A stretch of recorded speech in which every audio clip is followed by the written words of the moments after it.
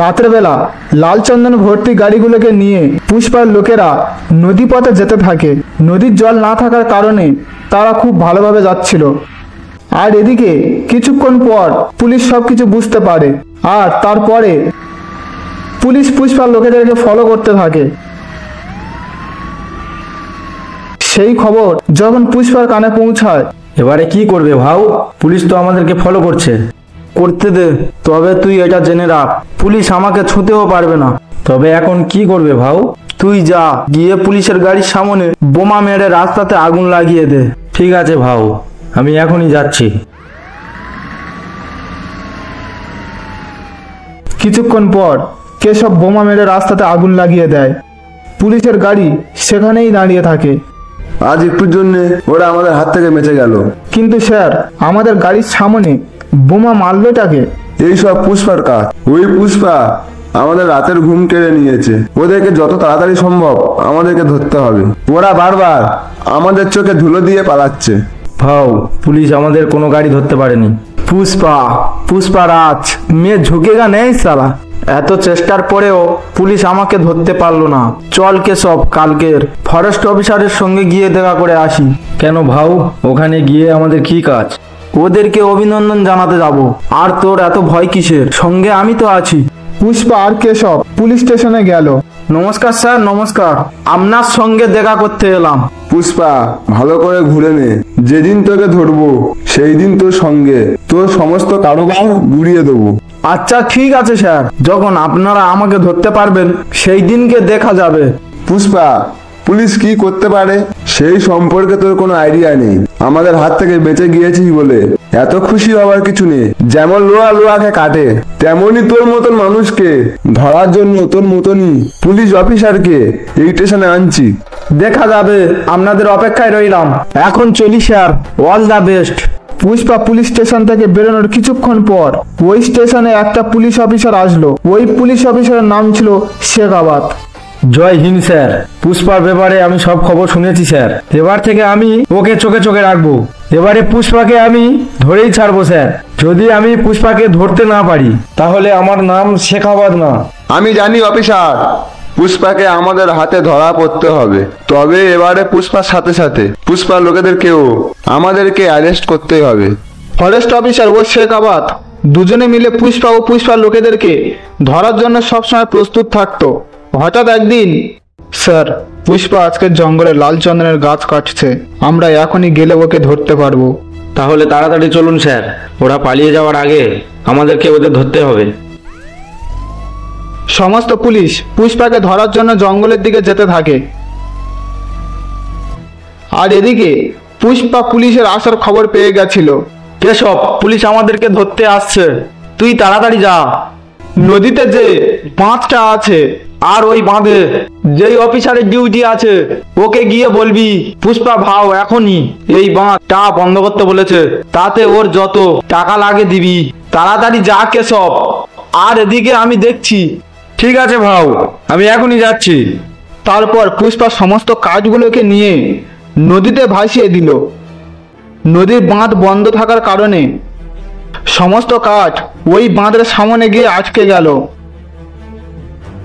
আর এদিকে পুলিশ জঙ্গলে এসে পুষ্পাকে বলে, আমার কাছে খবর আছে যে তুই আবারও আজকের লাল চন্দনের গাছ কাটছিস। আপনাদের কি কোনো কাজ নেই যে আমার পেছনে সবসময় পড়ে আছেন?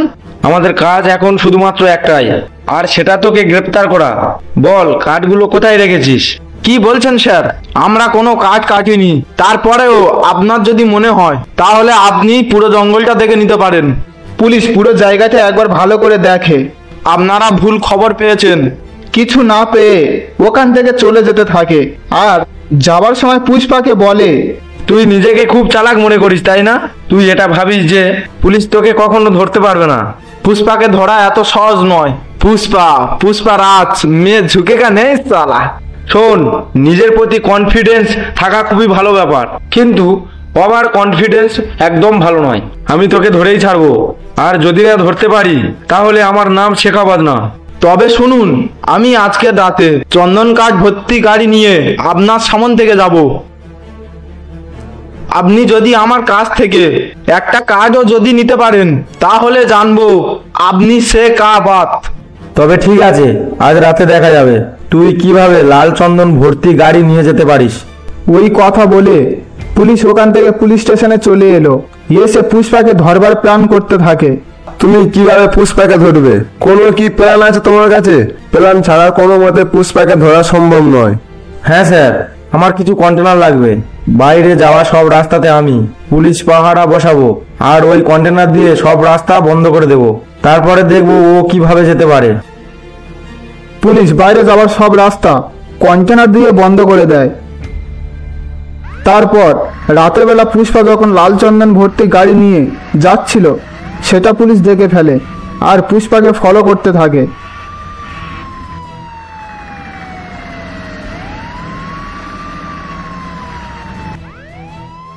কিছুটা দূর যাওয়ার পর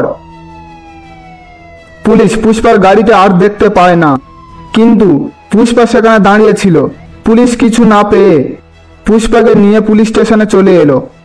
পুষ্পাকে মারতে মারতে জিজ্ঞাসা করছিল, বল তুই গাড়িটা কোথায় রেখেছিস? না বললে তোকে আজ মেরেই ফেলবো। আমি মরে গেলেও বলবো না গাড়িটা কোথায় আছে। যদি বলি তাহলে মালিক আমাকে ছাড়বে না। বল বল তোর মালিককে। কে তোর মালিক? বল আমাকে।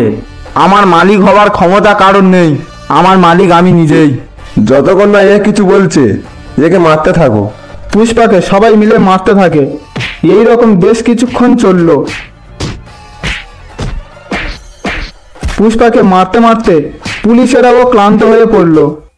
পরের দিন সকালে পুষ্পাকে ছাড়াতে একটা উকিল আর কেশব পুলিশ স্টেশনে এলো। পুষ্পাকে আপনারা কেন গ্রেপ্তার করেছেন?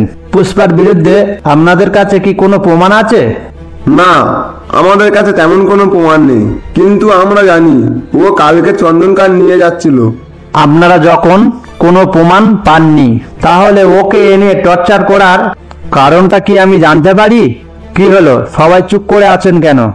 আপনাদের নামে আমি কোর্টে বিচার দেব। পুষ্পাকে এখনই ছেড়ে দিন। পুলিশ পুষ্পাকে ছেড়ে দেয় আর পুষ্পা সেখান থেকে বাড়িতে চলে আসে। আমি ওই শেখাবাদকে ছাড়বো না। কেশব শোন, আজকের 1 টন মালের অর্ডার আছে, তাড়াতাড়ি যা সবাইকে নিয়ে কাঠ কাটার কাজ শুরু করে দে। তবে খুব সাবধানে, পুলিশ সব সময় আমাদেরকে চোখে চোখে রাখছে। ঠিক আছে ভাও, আমি সবাইকে নিয়ে এখনই যাচ্ছি। কেশব লোকজনকে নিয়ে চন্দন কাঠ কাটতে শুরু করে দেয়। এই রকম ভাবে বেশ কিছুদিন চলতে থাকে। একদিন চন্দন কাঠ কাটার খবর পুলিশ জানতে পারে আর পুলিশ এসে কেশবকে ধরে নিয়ে গেল। পুষ্পা সেই খবর পাওয়ার সঙ্গে সঙ্গে পুলিশ স্টেশনে চলে গেল। আপনাদের মধ্যে কেশবকে এখানে কে ধরে নিয়ে এসেছে? আমরা তো শেখাবাদ স্যারের কথা মতো কেশবকে ধরে নিয়ে এসেছি। আমরা কি করব ভাউ? আমি কেশবকে আমার সঙ্গে বাড়িতে নিয়ে যাব। কেশবকে এখনই ছেড়ে দিন। এটা সম্ভব নয়, তাহলে আমাদের চাকরি চলে যাবে। আচ্ছা, চাকরি যাবে? কারোর ক্ষতি হোক সেটা আমি চাই না। আচ্ছা, মাইনে কত করে পান আপনারা? 10,000। মাত্র 10,000? আপনার মাইনে কত? 10,000। ঘুষ কত করে পান? বছরে 50,000। ডিউটি আর কত বছর বাকি আছে? 6 বছর। পেনশন কত? 7 লাখ। 15 লাখ। এই নিন আপনার 15 লাখ। নেক্সট। আরে আরে, এটা কি দেখছি আমি? ফরেস্ট অফিসারও লাইনে দাঁড়িয়ে আছে ভাও।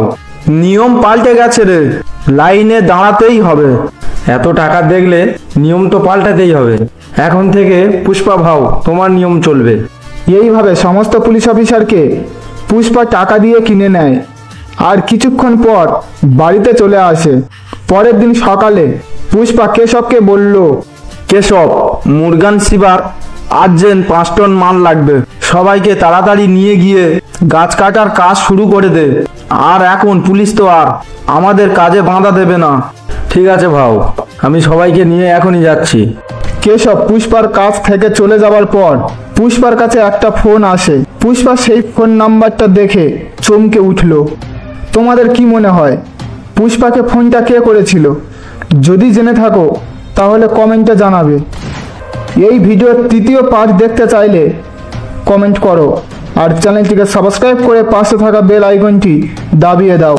এই ভিডিওটি তোমাদের কাছে কেমন লেগেছে সেটা কমেন্টে জানাতে ভুলবে না।